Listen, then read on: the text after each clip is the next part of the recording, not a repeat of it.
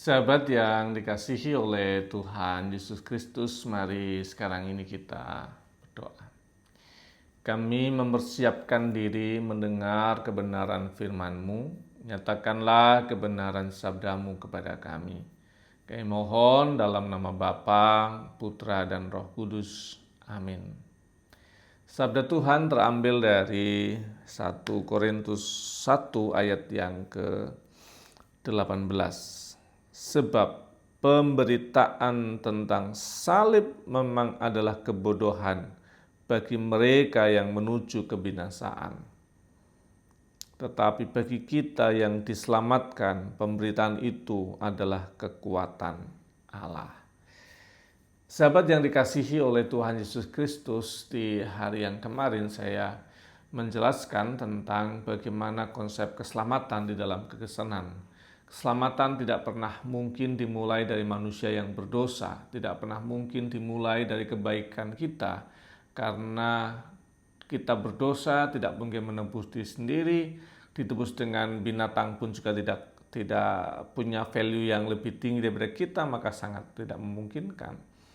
Kita mengusahakan juga nggak pernah bisa karena kita tidak pernah sempurna. Kita tidak pernah mengerti jalan ke surga sehingga tidak mungkin sampai ke surga. Dan kekristenan menawarkan sebuah jalan. Konsep keselamatannya dimulai dari Allah. Dengan cara apa? Yang dari surga datang ke kita, nebus dosa kita, menyelesaikan semua hutang kita, hutang dosa itu, dan kemudian kita ditebus jadi anak-anak Allah, dan kita pulang ke surga, keselamatan yang abadi bersama dengan Kristus.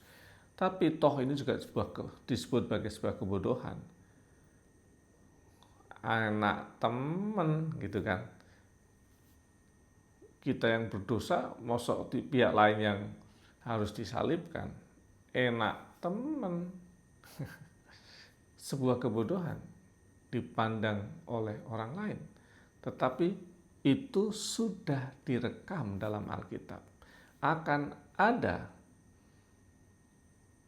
masa maupun keadaan di mana memberitakan keselamatan dari Tuhan yang jadi manusia dalam Yesus Kristus, disalib, mati, dikuburkan, dan bangkit hari yang ketiga disebut sebagai sebuah kebodohan.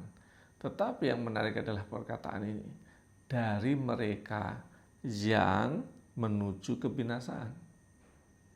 Kalau kemudian menganggap itu sebagai kebodohan, maka sebenarnya jalan yang ditempuh ada jalan kebinasaan, seperti teks kita.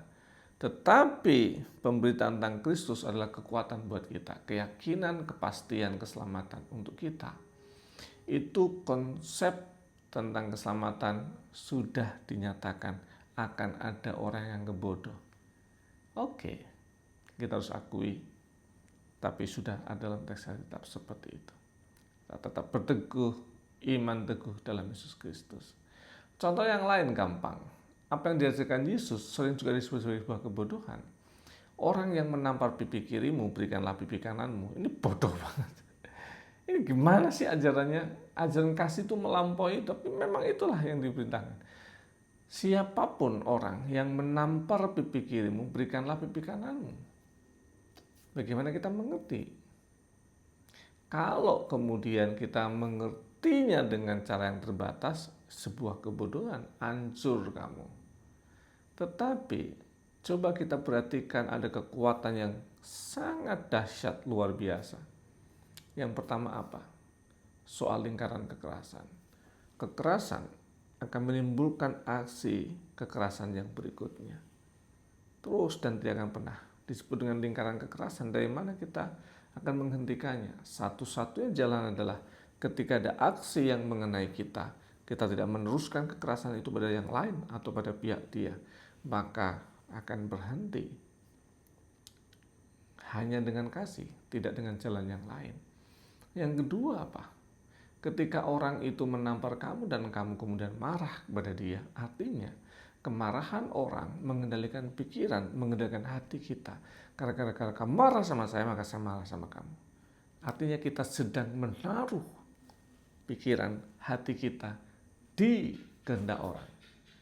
Apakah itu pribadi yang baik? Enggak. Apakah itu yang kau sebut dengan pribadi yang sama sekali? Coba sekarang orang nampar dan kemudian kita bilang silahkan. Dan dia nampar kedua. Dia nampar karena perintah saya. Dia lakukan sesuai dengan apa yang sama. Minimal kita sudah menemukan dua kemenangan. Kemenangan yang pertama adalah kemarahanmu tidak pernah mengendalikan saya. Saya mengendalikan hidup saya sendiri. Yang kedua, kau lakukan itu atas perintahku. Kamu ada dalam kendaliku. Tuhan mau kita jadi pemimpin, jadi kepala bukan jadi ekor. Dan caranya adalah kau pimpin hidupmu sendiri, kau pimpin hatimu sendiri, kau kendalikan hidupmu. Dan itu syarat utamanya. Orang lain nyebut kebodohan, tetapi kita yang ngerti itu sebuah kemuliaan. Wow. Tuhan berkati. Mari kita berdoa. Bapa kami yang di surga, dikuduskanlah namamu, datanglah kerajaanmu, jadilah kehendak-Mu di bumi seperti di surga. Berikanlah kami pada hari ini makanan kami yang secukupnya. Dan ampunilah kami akan kesalahan kami, seperti kami juga mengampuni orang bersalah pada kami. Dan janganlah kami dalam cobaan, tapi lepaskanlah kami daripada yang jahat. Karena Engkau yang punya kerajaan dan kuasa dan kemuliaan sampai selama-lamanya. Amin. Terimalah berkat Tuhan.